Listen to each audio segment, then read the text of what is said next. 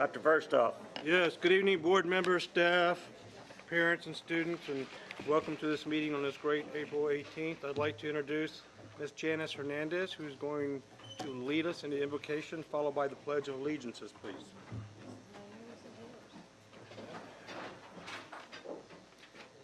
Dear Lord, we ask that you guide us in the work that we embark on tonight, and that you help us fulfill our duties to the best of our abilities, always in the interest of our students and the community we serve. Guide our students in all of their future endeavors and provide them with the wisdom they need to make decisions that lead them to opportunities to improve their world. In your name we pray. Amen. Amen. I pledge allegiance to the flag of the United States of America and to the republic for which it stands, one nation, under God, indivisible, with liberty and justice for all. Honor the Texas flag.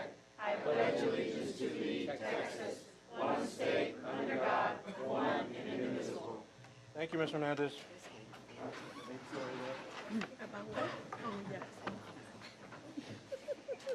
All right, moving right down on the agenda, the next thing is recognitions. Yes, sir, we do have some recognitions this evening. We have our Students of the Month, and we're going to follow that with some of our very important staff members in our district, our social workers, and then I believe Chief Colon is here to make a special recognition after that. So I'll turn it back over to Ms. Hernandez so we can start with our students. Okay, so we're going to start tonight with Southwest Elementary. Southwest Elementary is very proud to recognize 5th grader Christian Quintanilla.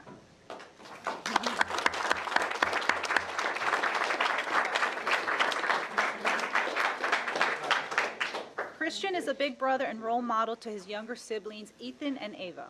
Considered the rock of his family, he consistently puts the other people's happiness before his own, whether it's his family or his friends at school.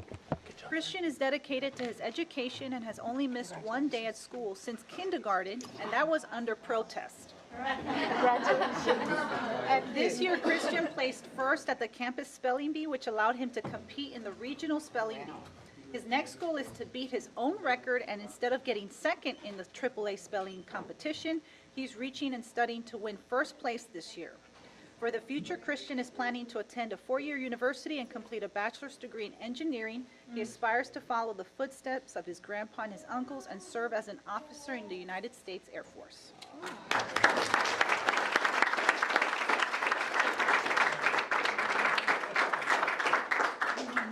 McCullough Middle School would like to recognize 8th grader Andrick Coronado. Andrick has been a student in the district since kindergarten. He is a member of the AHA-B Student Science Spinners, as in on the McCullough track team. Andrick's teachers describe him as a wonderful student who is always nice, polite, and considerate. He strives to complete his work and achieve high grades. He is energetic and a positive role model. When asked who his favorite teacher is, Andrick replied, "I don't have a favorite because I like them all." Andrick is interested in joining the Air Force to become a pilot and wants to study aviation in college. Andrick would like to thank his parents for always helping him out, being there for him, and encouraging him to be a good student. He is thankful that his grandfather taught him.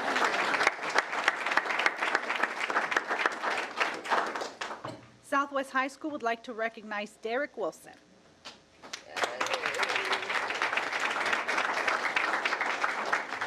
Derek plays the baritone saxophone and is in the high school band, and is also a member of the Student Superintendent Advisory Council. Derek has a strong sense of integrity and strives to make a difference at school.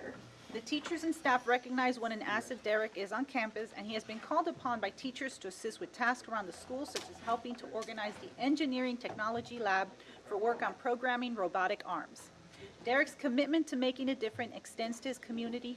For example, he has a veteran neighbor who works at the local VFW, and Derek volunteers his time to assist him when an extra hand is needed. Derek's first choice for college would be studying for a master's degree in electrical engineering at MIT. He also has an interest in studying music education and thinks about coming back to Southwest ISD as a future band director. All right.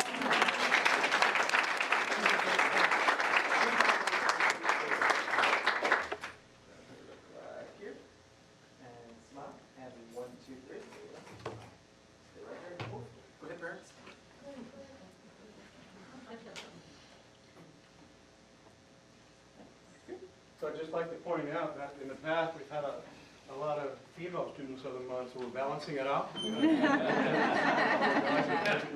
some recognition. We'd also like to ask our parents and family members of the students, would you please stand so we can recognize you?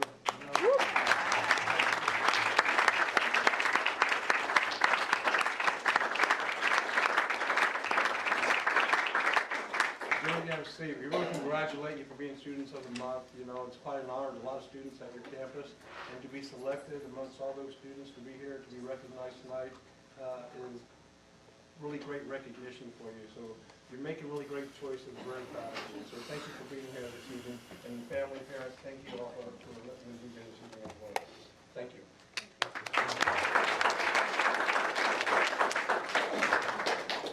This past month, we recognized our district social workers, and I'd like to ask Marie Phelps with Student and Outreach Services to come up here to do those recognitions.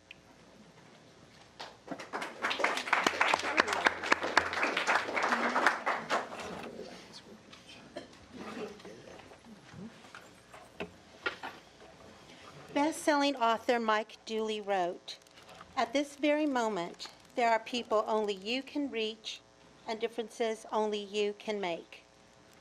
This simple yet powerful statement embodies the belief that is shared by this group of exceptional, conscientious, and generous individuals, our Southwest ISD social workers. As the resident licensed mental health providers in the district, their duties range from crisis intervention to the support of at-risk students, families, and staff, to spearheading committees for campus and district-wide initiatives, to group and individual counseling sessions, and much more. Their duties are great, their hearts and skills are greater, and their worth is unmeasurable. So at this time, we would like to recognize each one of the social workers that was able to be with us tonight. So serving Indian Creek and Spicewood Park Elementary Schools, we have Jeff Edwards.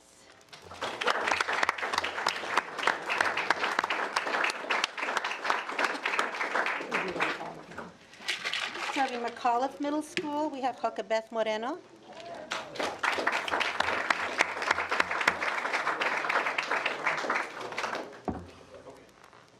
You know, I'm gonna hire Sylvia back, right? And that job was back.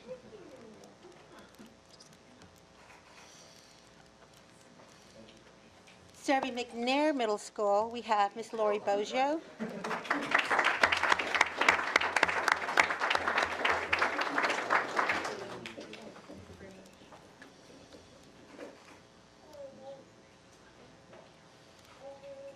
Serving Resnick Middle School, we have Ms. Annalisa Arispe.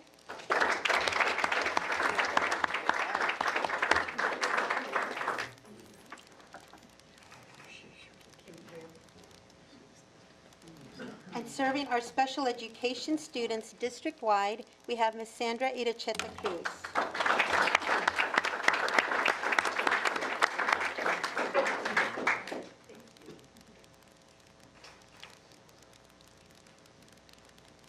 Hundreds of Texas school social workers are nominated each year to be the recipient of the Texas School Social Worker of the Year Award. The nomination packets are reviewed and discussed by a committee, and the selection is made. We are so proud and pleased that the 2017 Texas School Social Worker of the Year is Ms. Nilda Castellanos.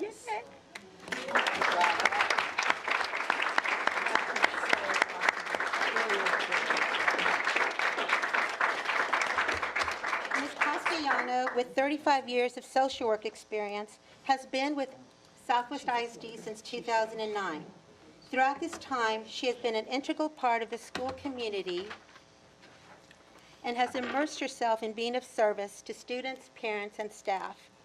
Like her colleagues, she supports her campuses of Sky Harbor and Sun Valley Elementary School in numerous ways and extends her service beyond the school building in order to impact change. Her passion for educating the students, parents, and community on the prevention of human trafficking has made her a highly solicited presenter across Texas. So congratulations to Ms. Nilda Castellano, our Texas State School Social Worker of the Year.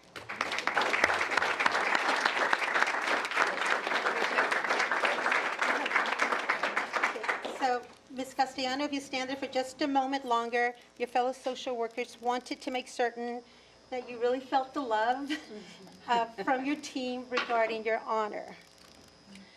So, in fact, although you are officially the Texas School Social Worker of the Year, the group wanted to recognize you with a title you're affectionately referred to, and that is Social Worker of the World. That's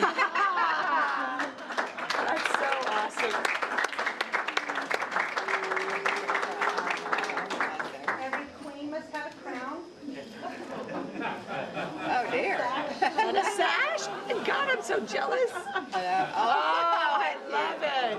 Fiesta forever. I love it. That's great. Like all the social workers pull those up. I would like to see your division crown mark. That is awesome.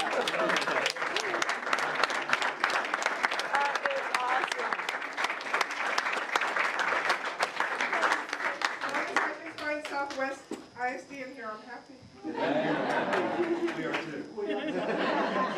Thank you, that is so sweet, really touches my heart. I work with amazing people, obviously. Thank you so much, it's my pleasure to serve. You're gonna take their hands? I'll tell them. Take a picture around the globe.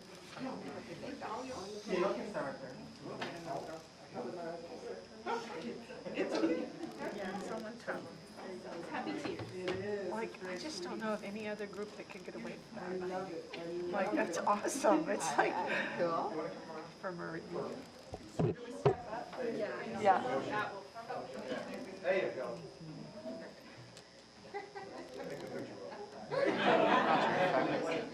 One, two, three. That is awesome. I'd just like to point out, this is a small, powerful group, a group of folks who have service parts who do tremendous work for our students and for our families. And from the bottom of our heart, we're blessed to have the Texas Social Worker of the Year, and we're blessed to have all of our social workers because as a former high school principal and I'm sure some of us could attest to this, what you do to really lend that outreach to families and find solutions to what goes on in their lives is tremendous. And so you don't hear it enough, but thank you so much for everything you do. Thank Marie for everything you do.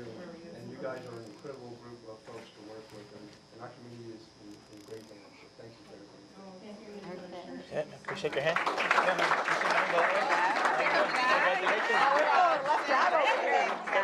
Awesome. Congratulations. Good job, congratulations. Thank you for everything. Congratulations. Good job, man. Thank you. Congratulations. The world. I love it. Thank you. So much fun. So much fun. You know. Thank you so much. Express this, we need it.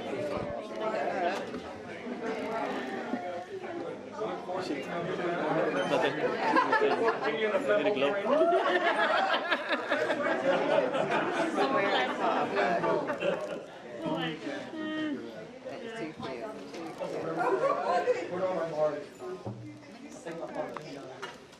That's too cute. Now with the announcement of the Patriot Award recipient, I'd like to introduce Southwest Police Chief Richard Palomo.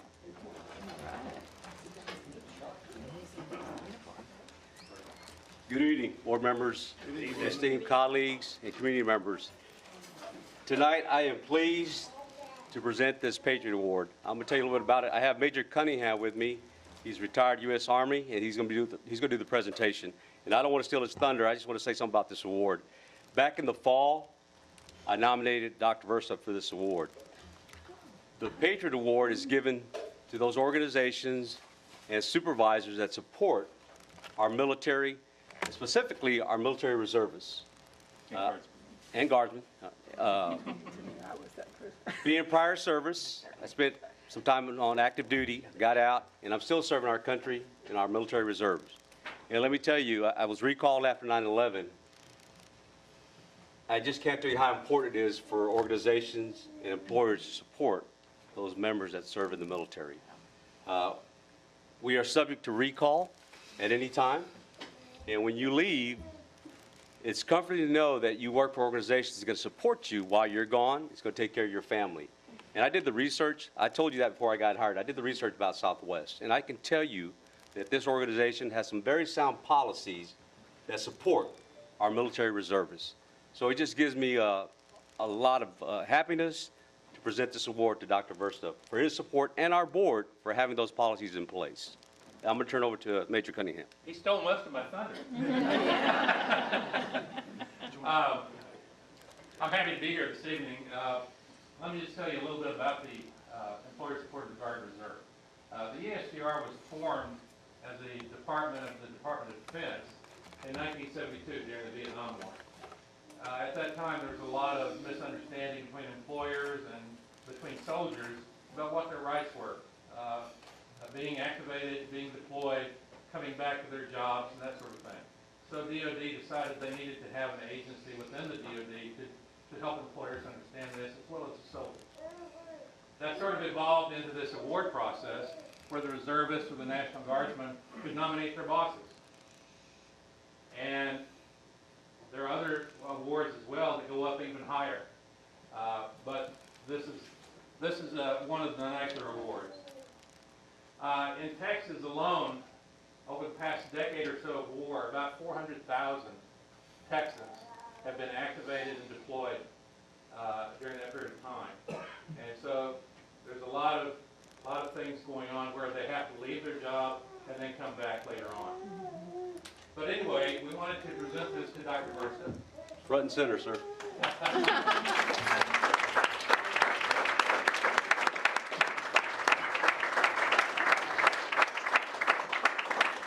The award is from the Office of the Secretary of Defense, Employer Support of the Guard and Reserve, recognizing Dr. Lloyd Versta, Southwest ISD, as a patriotic employer for contributing to national security and protecting liberty and freedom by supporting employee participation in America's National Guard and Reserve forces.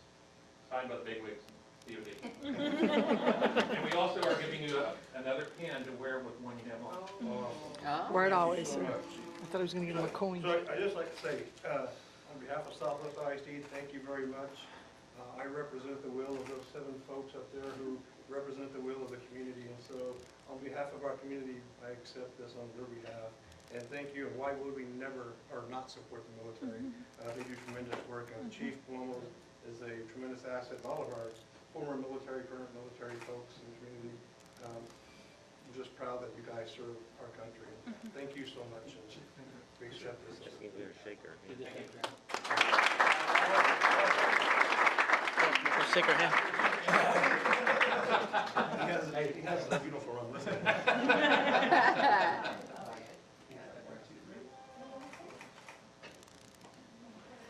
Sit down, Mr. Chris. I think you meant how.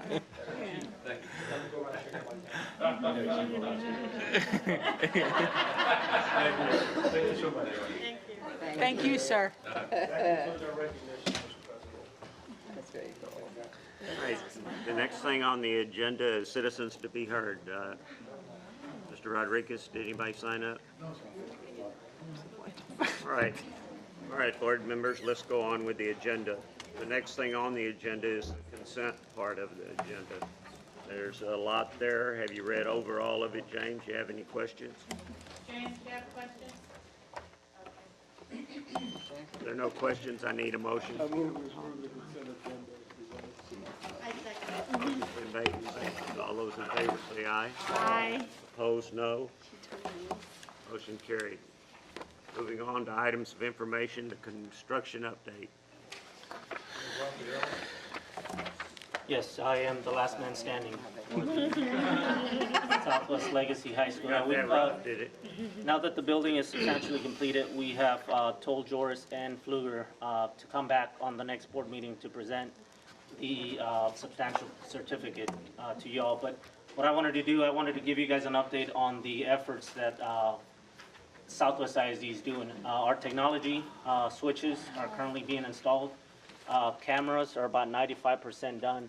We're also installing the burglar alarm, and we're about 3 weeks out of that being completed. The projectors and all the media equipment is also going to be installed or begin installation by the end of this month. With that said, our furniture package that was approved, we have begun already receiving some furniture. Classroom chairs will begin on Monday, together with student desk. And in the middle of May, the campus is going to be flooded with about 8 full loads or truck full loads of office furniture and general furniture. So although construction is done, this project is going to get very busy in the next coming months. So we're trying to get everything done, and it was our directive to get this school done as soon as possible and furnished by end of June, or June 1st, actually. So we're really pushing all of the departments, media, technology, facilities and maintenance. The band is also already receiving equipment, so everybody's really pushing on their efforts to get this school open and ready. So. Sounds good. Well, I want to bring up, just so everybody's aware, on the 31st, George got a verbal for a temporary certificate of occupancy.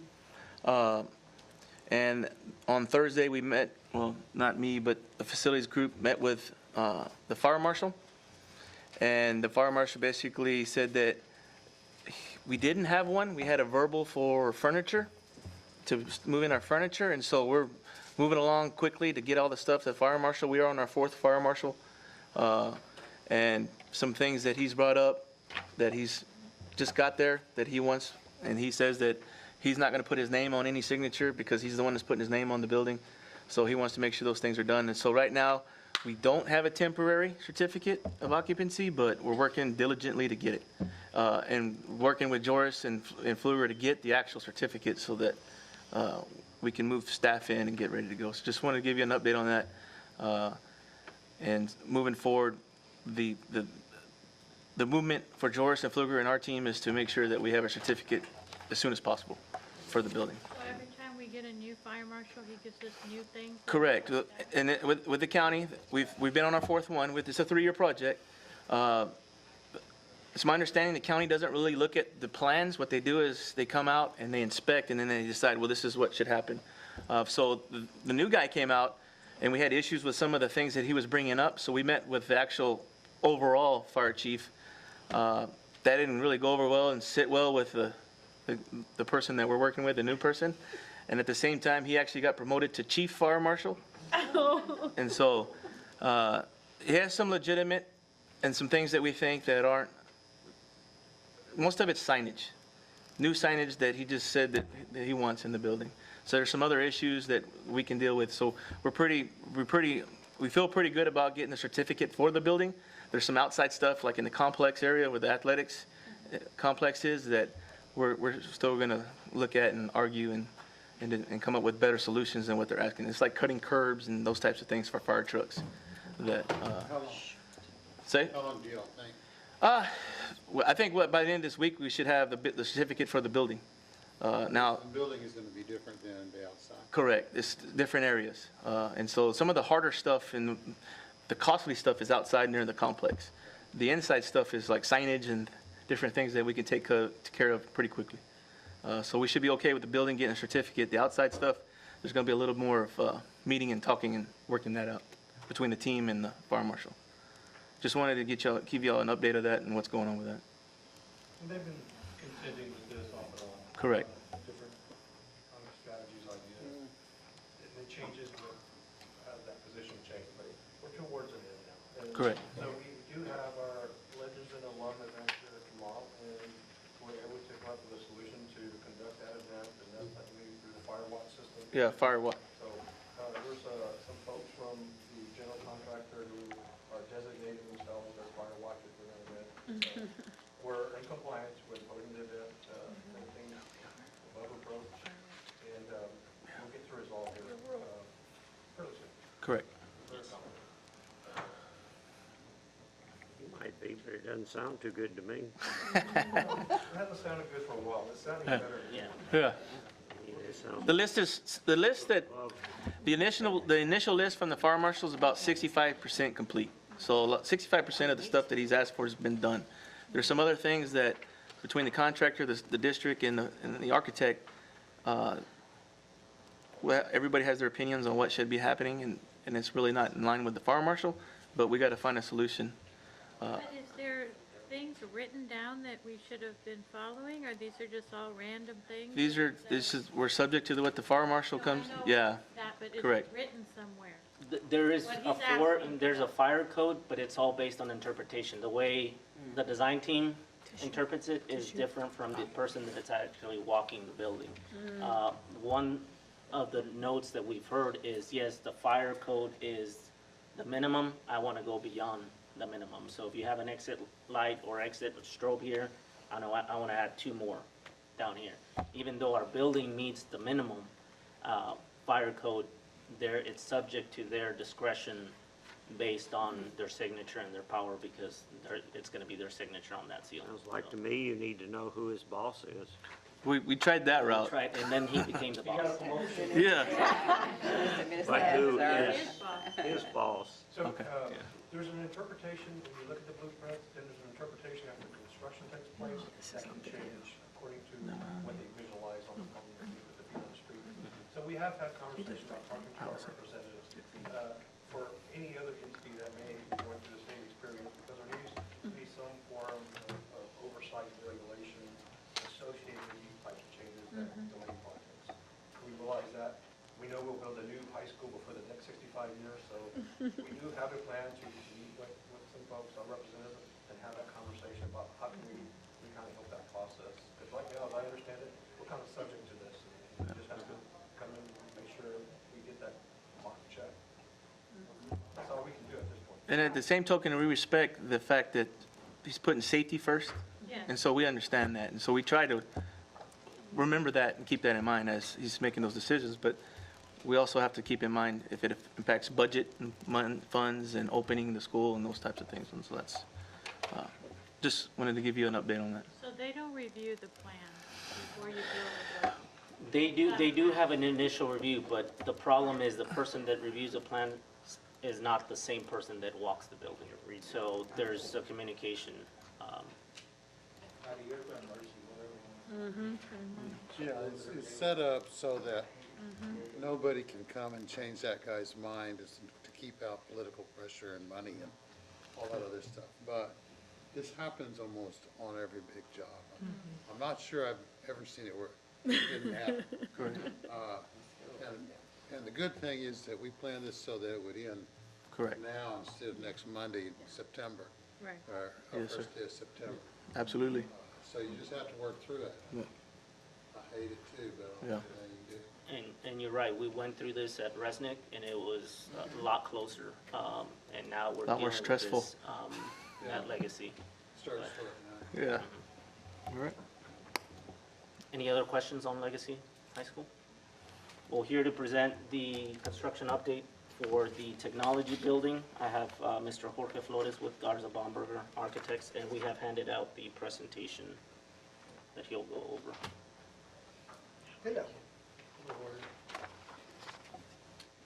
Good evening, Mr. President, board members, Dr. Bistruf.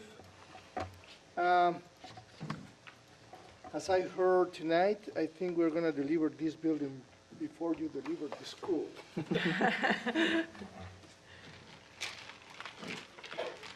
Contractor is doing really well. You can see the first pages are just to remind you the location of the project site, the site plan, the floor plan, one of the renderings, and when you reach the first page where you have the pictures, on the upper left corner, you can see what we reported last month on March 6th. That is the way it looked. In April 13th, that's the way it looks right now. It's a substantial effort from the contractor to finish this building. The next page, you can see the interior of the addition. And again, on the upper left corner, you can see what we reported on March 6th. And now you can see that we have paint, we have the frames all paint, the walls, and we have the grid for the ceilings, lights, and it's progressing very well. The next page is also showing the same corridor but in the opposite direction, where the connection with the old building is taking part. And on the right is the mechanical room with all the gear, the disconnection gears and air ducts, the air handler unit already installed. In the next page, you can see the old building where we are doing some renovations. It shows the new roof, the new gutters, the new downspouts, the connection with the electrical and the technological part. We're showing also the screen wall, which is one of the alternates that was approved, and is just to hide all these containers, trash containers. The next page, on the upper right corner, we showed that picture on March 6th, where you can see all these cables and conduits. And I pointed out that in that area we had to pass an air duct. Well, in the picture of the page, you can see that the air duct is in place, and all the cables and conduits are organized, and it looks a lot more cleaner now. The next page on the upper left corner, it was showing the ceiling in very bad condition.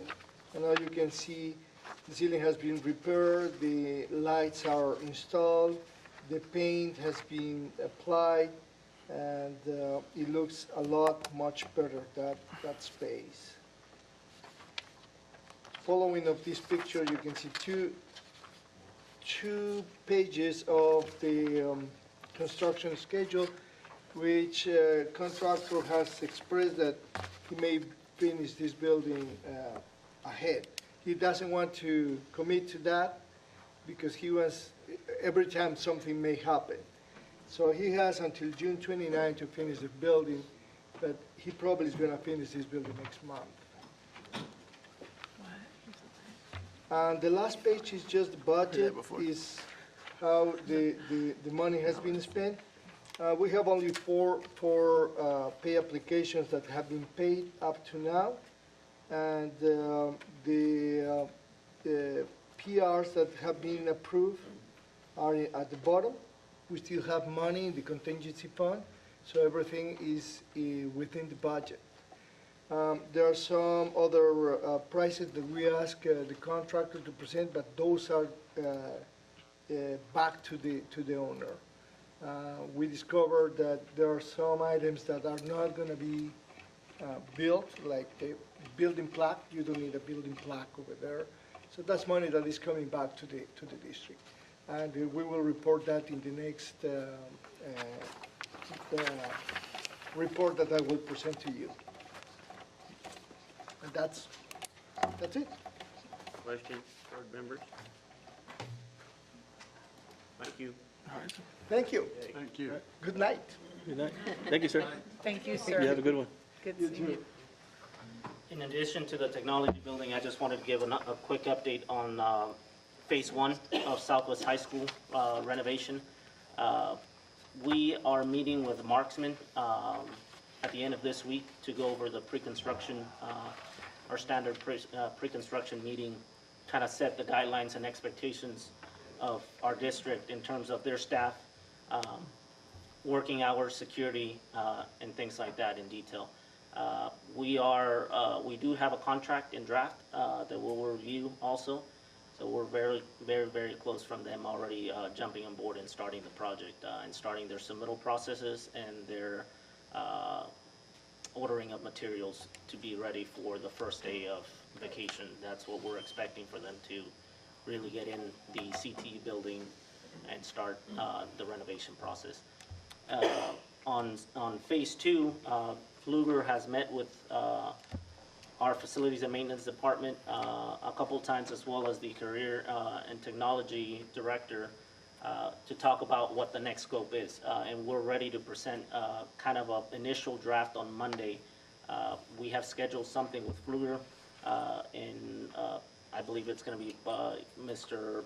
Crisp and Dr. Verstev on Monday before we come to y'all and present kind of what the vision is for phase 2 of Southwest High School renovation project. So we're working on Southwest High School as we're working on everything else. So. We were real high on who's going to run the job here, if I'm not mistaken. Who? For the phase 1? Yeah, no, I'm talking about the contract that we have out with Marksman. Who was the name of the gentleman that's going to run the job here? That's Zach Scherhart. That's going to be their project manager. He's worked for us before. He was Yes, he was our project manager at McNair. So it's team members that used to work for Joris, and now they have developed their own company. But both project manager and site superintendent, they have done work for Southwest ISD already previously as Joris members. Yeah, the site superintendent was actually the superintendent on our project at McNair. I'll take that back, yeah. We're very familiar with them. Any other questions? Yeah, what does George think about that? I'm pretty sure they're not happy, but Yeah. I mean, they should have came in a little better. Well, that's probably true, but Yeah, he's worked for us before, but he had Joris with him. yeah. And in my experience, a lot of times when this happens, you don't have the same level of performance, so you just may want to watch this a little closer. Yes, sir. Through our review process, we did reach out to Northeast, and Northeast spoke very highly, personally, of Mr. Scherhart. Mr. Sullivan did say that if he could use him for any project, he would, just because of his professional demeanor and. Not Northeast, Mr. Sullivan, yeah. No, not North, Mr. Sullivan, Northeast. Yeah, Northeast, Mr. Sullivan. Yeah, their construction person in Northeast is named Mr. Sullivan. So. Yes. He knew if it was bad that he might have been. Yeah, he didn't want to be responsible. Try that on paper, So on notes, we're in comfortable minutes. with our recommendation and selection. Okay. Is that it? Yes, sir. Yes, sir. Thanks a lot. All right, moving right on down, the next thing is the tax report. We're at 0.16% below last year, 0.16%, but we're right there. We collected 84% last year, 84.73, and we're at 84.50. What is that first word you used? We're down, yes, sir. All right, financial report, investment, gifts, enrollment report. Any questions? How about over 50,000? Y'all look over those, have any questions? All right, May calendar of events. All right, TASB update. TASB Update 107 incorporates on the legal side updates because of various admin rules and additional provisions from the Every Student Succeeds Act. It starts on 74 in your packet. The next pages are notes on all the legal things that we don't have an option on. It's on page 89 where the local policy changes. And the first one is CDC, which involves unsolicited gifts and donations. In most districts, the superintendent is that person that receives those, except for real property. This allows other employees to solicit those, and in the local policy it's there, but we'll come up with admin regs to regulate how employees go about working with that with Brandon's department. Correct. We actually have the regulations in place, and there's a process that they go through with donations, and that's what we have the gifts and bequests to the board. And so we have the regulations in place. The policy is just basically telling us that we need to have a regulation, in which we do. FJ, again, is student fundraising. it also recommends admin regs, in which I know Mr. Crisp already has in place, but local policy, there are a few changes to, or it's actually new with CJ. Next one is GE, which is clarification of how district-affiliated sponsors do fundraising, which again is through admin regs. I don't know if you have anything to add on to that one. No, all three of these policies were introduced, and one of them's new, just to make sure that districts across the state have regulations, and instead of putting it on policy of how that should be, fundraisers should go through, what processes. So they're really saying, we have a policy for fundraisers and activity accounts, but there should be admin regulations, and we have a accounting manual that we have all our regulations in. And so we're already a step ahead, most districts are, but they're putting in a policy that you should basically refer to your admin regs when dealing with these fundraisers, different types of fundraisers. Policy CJ dealing with contractors. If no district employee shall assist a contractor get a job if there's knowing that they've committed a sexual misconduct in any kind of regards. It's a given, but it's in policy now. And on DC, the only change really in DC is striking out the exit interview and moving that piece over to the CJ policy. On DEE, this is reimbursements. Several recommendations were here into employees' expense reimbursement. In addition to recommendations clarifying policy and two provisions to delete. So I don't know if it changes. I know we have admin regs on that. It's just subtle changes to that local policy. And the policy is that if an employee goes out on a trip, goes to a conference, they have to get the pre-approval to go to that conference to ask for reimbursement. So they fill out, we have forms and documentation that you fill out for travel. They have to fill those out. It goes through approval process, so the district has an approval process to reimburse that. And then when they come back, we have a process for reimbursing that through receipts and turning in all that. So the documentation, the approval process, the admin regs are there. They're putting the policy in there that said that there should be some way of approval process for reimbursement, and that the district has a process for when it actually comes back, what do you do with, on how you reimburse the employees. And so these are all, like I said, most of these are all things that we already do, and we already have regulations on. DFAA and DFBB are the same type of policy. One addresses term employees and one addresses probationary. It just strikes out the word or and inserts and. I don't know why they scratched out superintendent and added superintendent again, but these are just subtle changes to it. And then we have DEF, which is regarding just aligning some of the policy on how we address parents that say they're being homeschooled, what we can ask for, and how we deal with them on the attendance policy.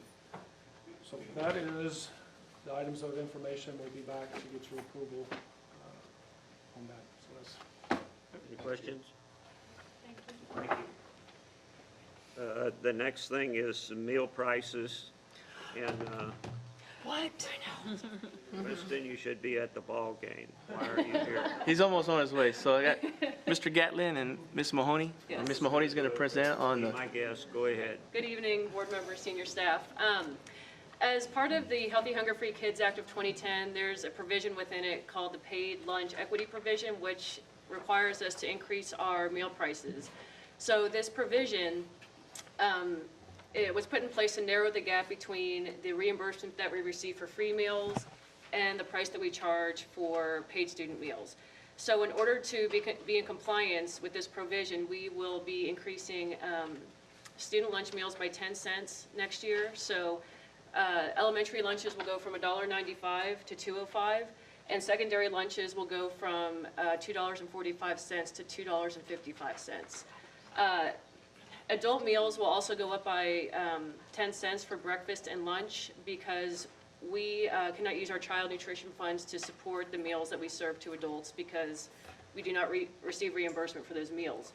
So adult breakfast will go from $2.10 to $2.20, and adult lunches will go from $3.60 to $3.70.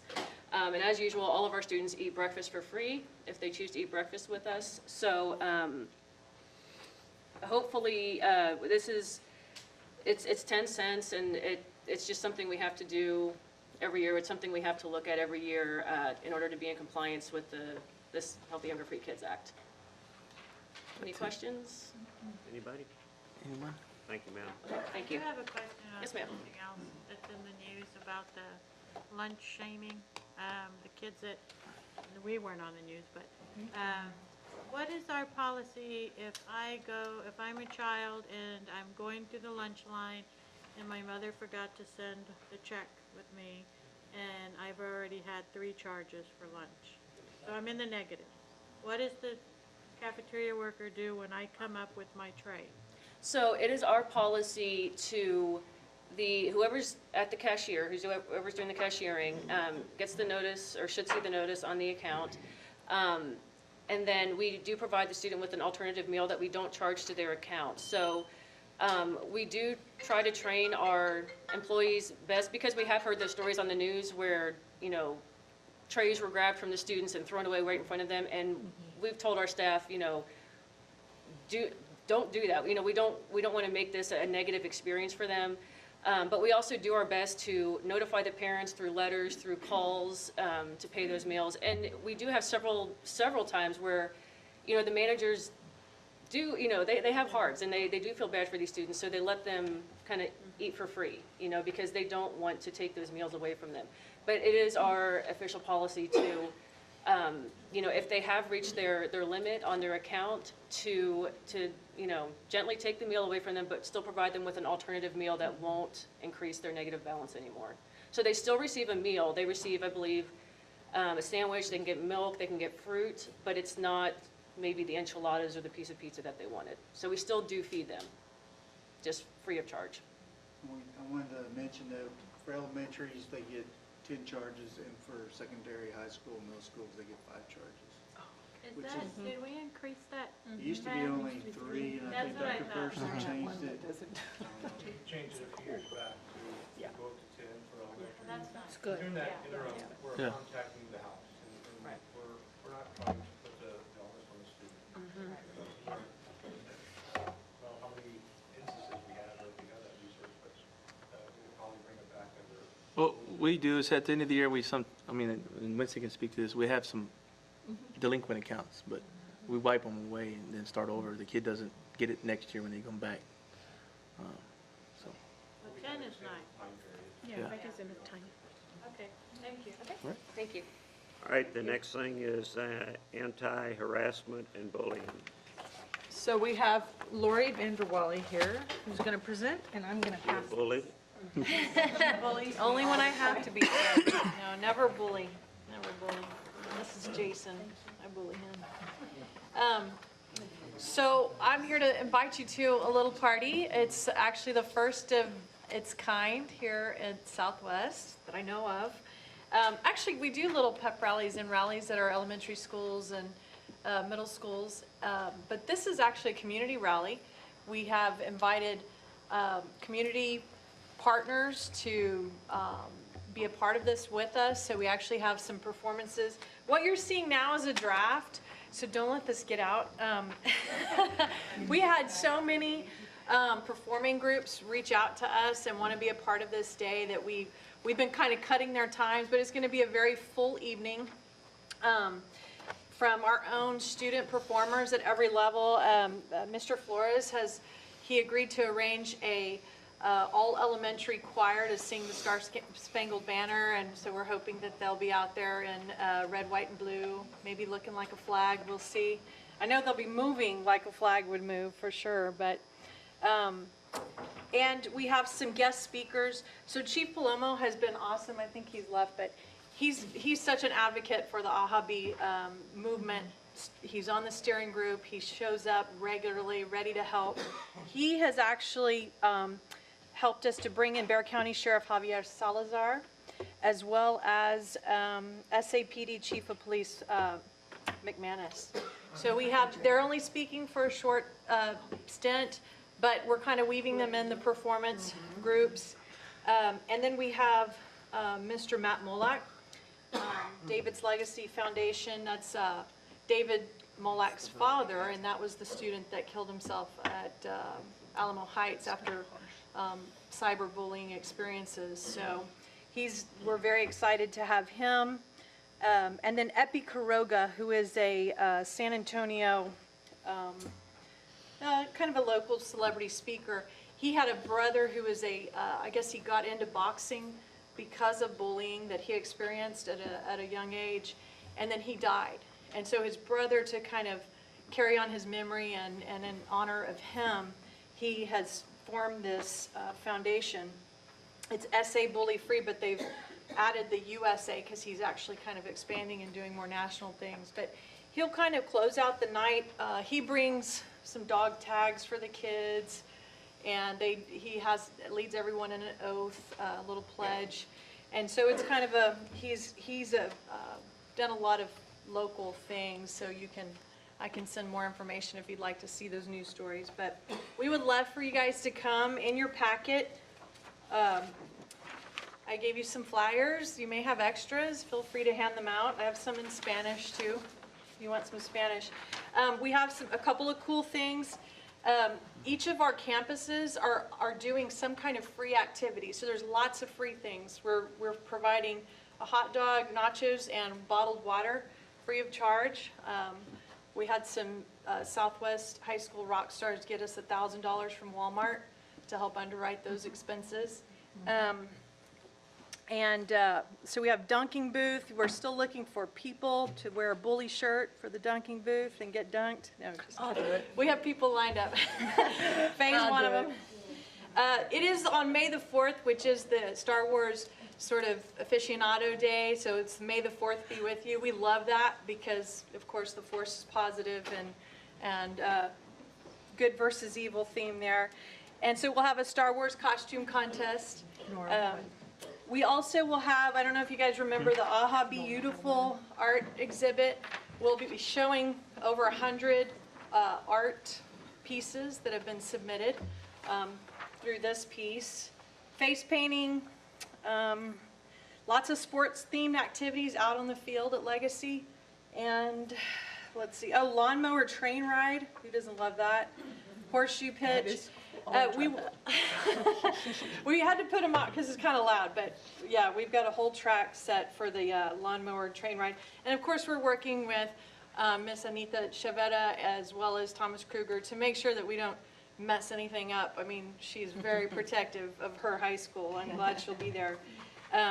But she's right on board. She's helping us to get the supplies and things that are needed. We'll also be doing the parent surveys. So y'all will be seeing that very soon, but last year was the first year we did parent, student, staff surveys. We need to resurvey. So the surveys don't change too much. They change a tiny bit because we've done so much. We have to ask if those things are actually making a difference and people remember them. And so the parent surveys were all done pretty much on paper last year. We have a team of folks that will actually be doing those surveys at the concession lines. Using iPads. So HR has been awesome. They actually stepped up to kind of man that station for us. And we're redeeming Aha bucks for all kinds of fun things that night. So it's just, we've got a lot of great plans. And I have to give all the credit to the Aha steering group and our strong community task force because parents and staff across the district have really pulled together to pull this event off. I'm pretending it's already done, but it's really shaping up to be a great night. Great. It's going to be fun, and I hope y'all make it out. We have Thomas says if the if the press box is done, that'll be our VIP area. So our guest speakers will have a place where they can go, and I would love for y'all to meet them too. I know they're awesome people, and so you guys will have a spot there. And you'll probably want to be doing all the activities, face painting, you know. I see Mr. Frazier one. Big heart or peace sign on Mr. Frazier. Yeah. I think he could I look want good. to commend the work of Lori and the steering group. There's lots of people who meet monthly to kind of make things happen. And we had done a trip as a senior staff with, I believe Ida was with us, And we did steal a lot of ideas from the district that we visited, and they're in a different situation where they really kind of were forced to make some changes. We're a district who's just being very proactive about that. We didn't steal everything. One of the things that we wanted to do was kind of have kind of a flow, and what would be kind of our tags, and what they do at Anoka Hennepin is the no thing. And so if you've been on that trip, you know what that means. And so our kids actually designed our part of that, or kind of our slant on that, and it's see it, stop it, and report it. And those are kind of the fun things that I see through the artwork that's being presented. And I know that every campus is doing a positive slant on, it's not about not doing the bad things and not bullying and not harassing, but it's more about doing the positive things, which is a really good thing. And so I want to commend Lori and the team for that, because there's a lot of hard work going into this. Our student sign spinners are also a big Yeah. part of this. They're fundraising, plus they're going to perform. They're going to spin some signs, and it's just really a cool effort. So thank you, and thanks for the support. I feel like you all really care about this stuff, and every time I come talk about it, you seem interested, and you're happy about the things going on, and that's kind of the backbone of making it successful here. I hate to bring up something negative, but is the fire marshal going to be? We thought we might invite him so he can learn about not bullying people. Not bullying. Do we have a backup, like at our stadium in case? Yeah, we're actually talking about the mall of Southwest High School as our bad weather backup. Is that what you're? No, talking about fire marshal backup. Oh, to get in. Yes. No, this is the first I've heard about this, so I'm trying not to panic. I think our heart's in the right place, so I think someone upstairs will pull some strings for us. But if we have to go to the mall, that would probably be our fire marshal backup too, right? I mean, we'll do what we can. It's going to be a great event, regardless, just because it gives all of our students and adults in the system a chance to stand up and say, hey, we're vehemently opposed to behaviors like this in our school, and we're gonna have some fun around it too. So, Yes. be a good night. Thank you. Thanks for your hard work. Yeah, I think tremendous success because of what's happened in Ahabi. We've been able to play into things like the Great Kindness Challenge and the Gold District. The only entity to go district-wide, and really got some recognition from the American Great Kindness Challenge. And, Lori kind of took this thing, she owned it, embraced it, and has taken it to a whole other level from the first meeting where we all kind of showed up at the elementary and heard some of the concerns from our parents, which were real and necessary to hear. Our principal did a great job of being there and being there with their parents, and we flushed some things out that need to be flushed out. And I can tell you, not every district is doing to the level of what Southwest ISD is doing because of that leadership. An event like this, where we have events specifically to talk about the way we treat one another, the way adults treat children, the way children treat children, the way adults treat adults, because bullying and harassment happens at every level. It's just not in the student. So we have to continue that conversation. I think through that conversation, we become a better entity every tomorrow than we were today. And that's important. It's important to support this.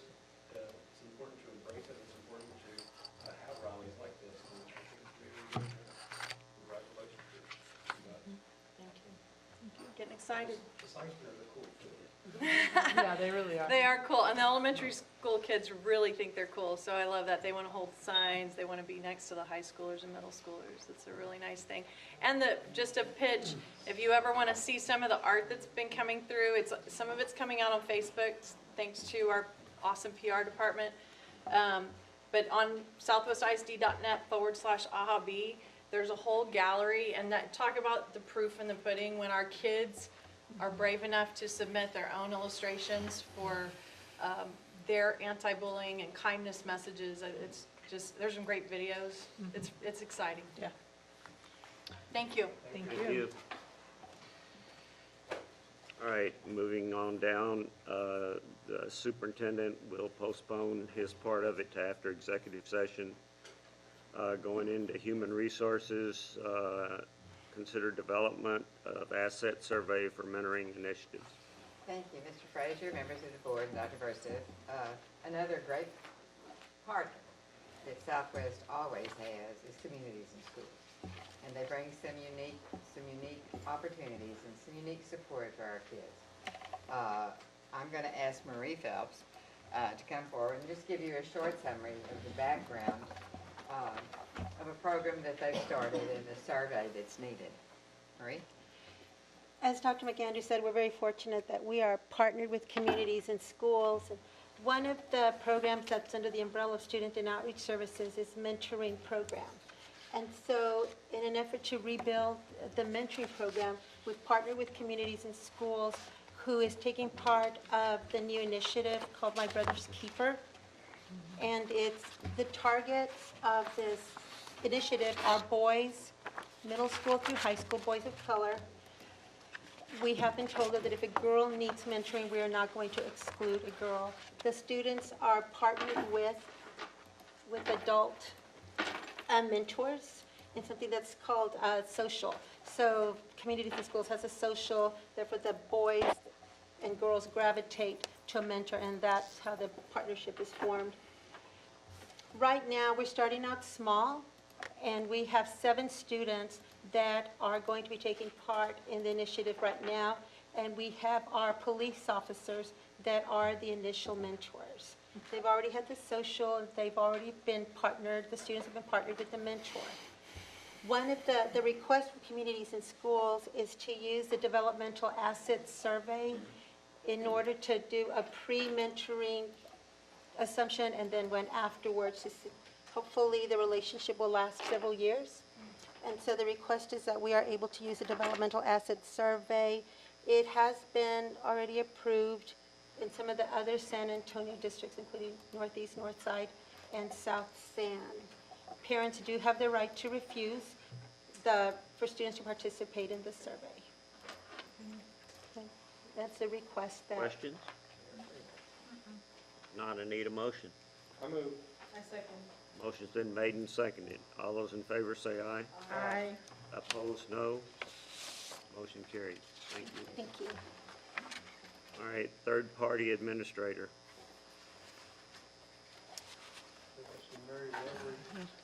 I am here. Good evening. Hey, we never see you. So good to see you. I must say, I'm a little nervous. I haven't addressed you guys in a long time. It was like, oh my God. Be good, But this is good. This is good. I am here. Thank you, sir. Okay, I must say, I'm at ease now. I'm here to, I'm sure that you guys got the notice that we are going out to consider the approval of our third-party administrator, who is First Financial Group of America. In the packet, I also included some of the new products and services that we're going to be offering to our district employees this upcoming school year.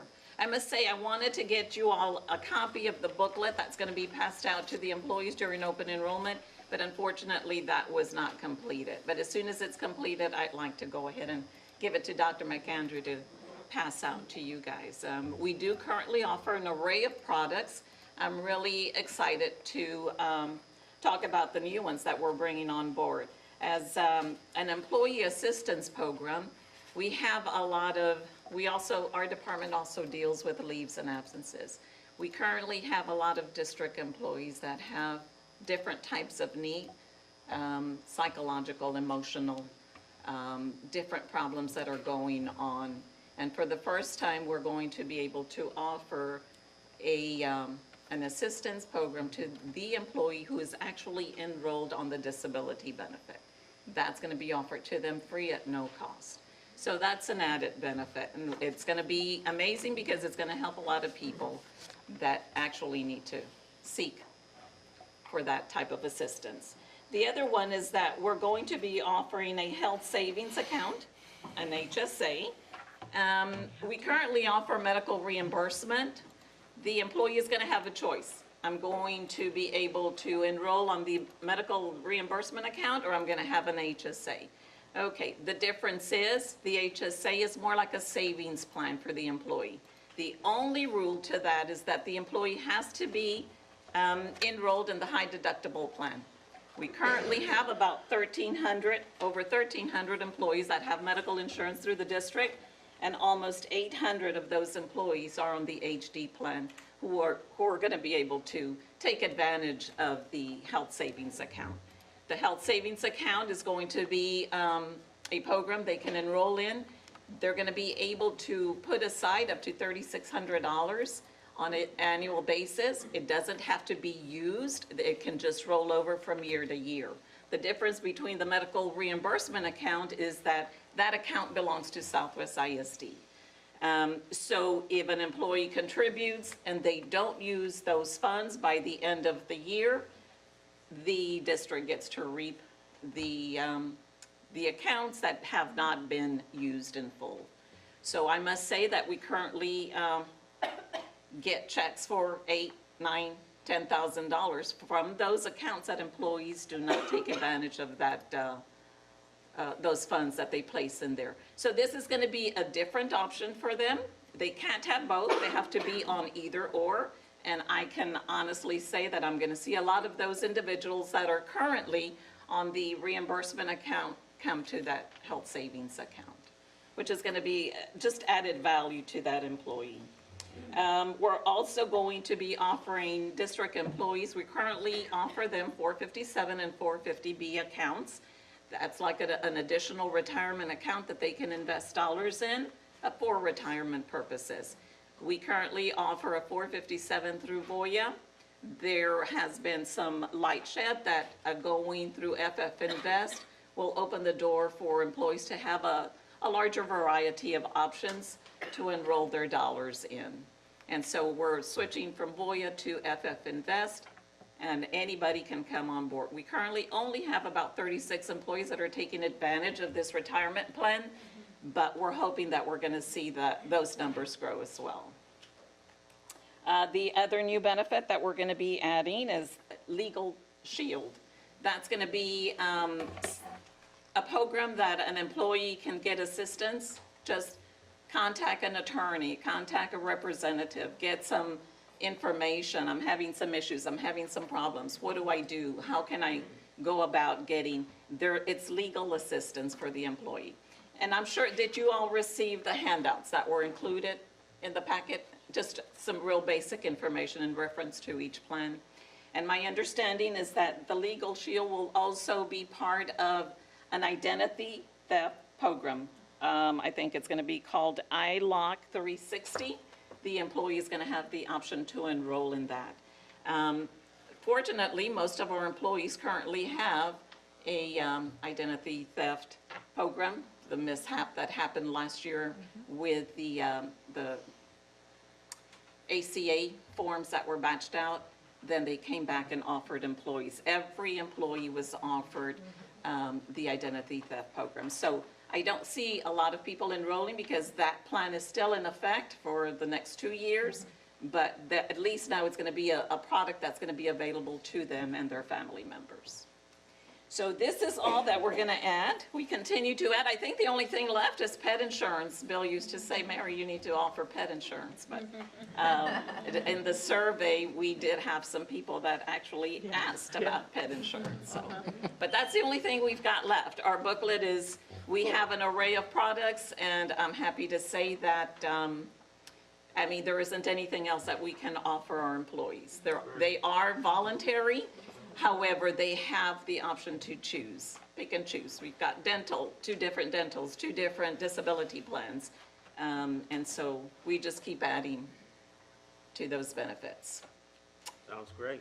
Can board members get that insurance? No, they can't. I say yes, sir. You may have to convince Mr. Crisp here. You don't like it. Any other questions? Nice job. Thank you. Thank you. I need a motion. I move. Second. Motion's been made and seconded. Thank you. All those in favor say aye. Aye. Opposed, no. Motion carried. Thank you very much, Mary. Thank you. All right, moving right along, business and financing, we don't have anything tonight. Curriculum instruction, we have the educational material system. Yes, and so please bear with me, but normally this is a consent agenda item, and for some reason it was moved this time. I did have apologies from Nora on that, and so bear with me so I can read this to you, but the use of IMA funds, which are instructional materials allotment created by Senate Bill 6, requires for us to have the board certify that the district instructional materials cover all the elements of the essential knowledge and skills of the required curriculum, other than PE, physical education, for each grade level, as required in code, Texas Education Code, section 28.002. So tonight, in order for us to begin using IMA funds, which EMAT will open on May 1, we are going to get our board to certify that the materials that we are selecting are TEKS. Oh, Hey, sorry. Can you say that again? Okay, sorry, let me go through that again. I'll speak louder. Siri. Okay, so we have to have, So hard on me, we Mike. have to have our board certified that the materials that we have selected are appropriate, so that we can use our IMA funds. And so we recommend that the board certify that the district instructional materials cover all the elements of the essential knowledge and skills of the required curriculum other than PE for each grade level as required in the Texas Education Code, section 28.002. Questions? They do. They do. I move. Second. Motion's been made and seconded. All those in favor say aye. Aye. Opposed, no. Motion carried. We're down to one more thing. We have a number of more things. I'd like to invite the board tomorrow, as you know, 7:30 a.m. to our Legends of the Love Legends that we're doing. We actually have 3 crayons that were donated by Toyota Manufacturing to help some of our citizens who have some mobility issues get around the site. Thursday, April 20th, if you are free at lunch, I'd like to invite you to the high school to witness the Olympic Fiesta Royal Coronation, which is always a really great event. Founders Day this Friday, April 21st, 2017, Southwest High School Law at 6 p.m. Then the next day, if you're not tired enough, we would like you to join us at the Spring Sports Complex for the 5th annual Southwest ISD Olympic Fiesta, which is our district Special Olympics and a very special day supporting student groups that you have. So, a lot of events, and I'm sure you have this in your calendar of events, and we also have it on your Google Calendar, Mr. Fraser. And so, any of those events. Is that what that was? Yes, sir. I wondered why that phone was talking to me. Also, our scores, the STAR scores came in yesterday, and they should come out with Express News tomorrow. I know they've been calling around like crazy, and so, you know, you don't know where you are to where you are when you have that comparison. I can tell you can be very proud of teachers and staff and where we are as a district, and I think that we will see that reflected tomorrow when they do come out. No, I could be wrong, but I think so. Do you mean the ones you sent us? Yes, even with that. Any more one more things? Anybody? Any questions? Comments? I need to read these numbers in. Under Texas Government Code 551.001-551.146, one executive session.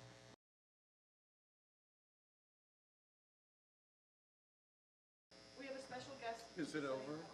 Morgan Fay is our special guest. Hi. She's going to be Miss Bunson's rock star next year. Maybe this year, you never know. Paul. Hey, you know what Cal told me to do? Okay. My door, okay, good. Like, after we're done with this, like, of course you can. I do? Well, I don't know.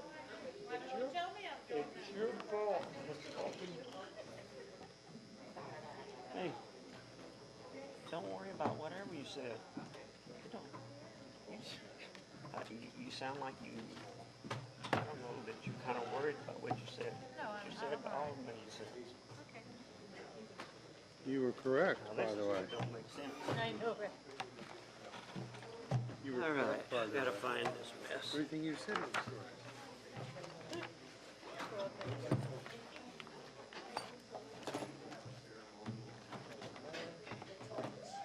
All right, we come back into session and it's 8:28. The first thing we go back to is superintendent's recommendation on personnel. I move we approve the superintendent's recommendation on personnel. I second. Motion's been made and seconded. All those in favor say aye. Aye. Now, do you want another motion or do you want just to introduce our new principal? Yeah. I think it will too. So, we're all saddened that Mr. Paul Black has decided that it's time to go to other pastures. It's been 5 years, a lot longer if we count the first quarter. He took 5 years at Southwest High School. It's been 5 years? Really being one of the prominent student advocates that I can witness in my own 30 years of career. Just doing a tremendous job. So we're going to miss Paul. The good thing is, during that interim, where it's time to Southwest High School, we became a Southwest community resident. And lived here, so he won't be hard right now. Hopefully he votes for us. Hopefully he'll run He might run against the. Have you been nice to him, James? Now that he's leaving, we can tell him he did a good job. So we're gonna miss Mr. Black, but I would like to introduce Ms. Alice Allison Brunson. And she is going to be the teacher at Southwest High School.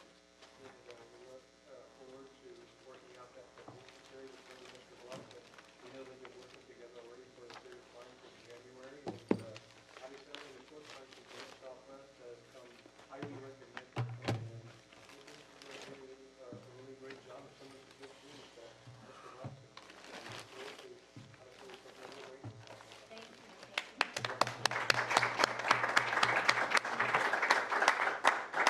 There's one thing that'll make a lot of difference. She's sure a lot better looking than he is. That's not to say he's ugly, he's really not ugly.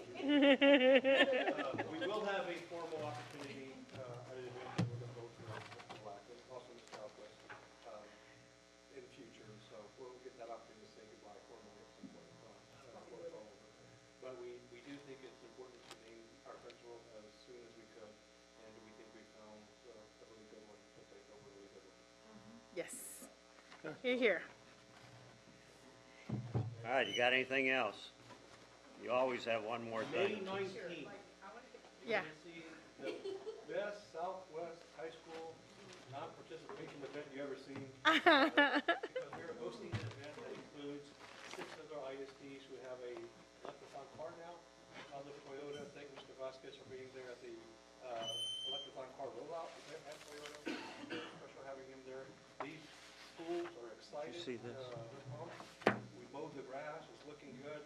So please, we want you there May 19th, especially for the press conference.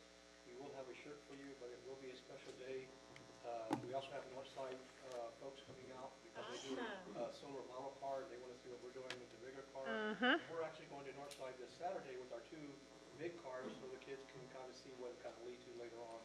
So we're working really close together with Northside and that whole kind of project-based learning opportunities, and it's just getting a lot of excitement around there, so it could be a great event, May 19th.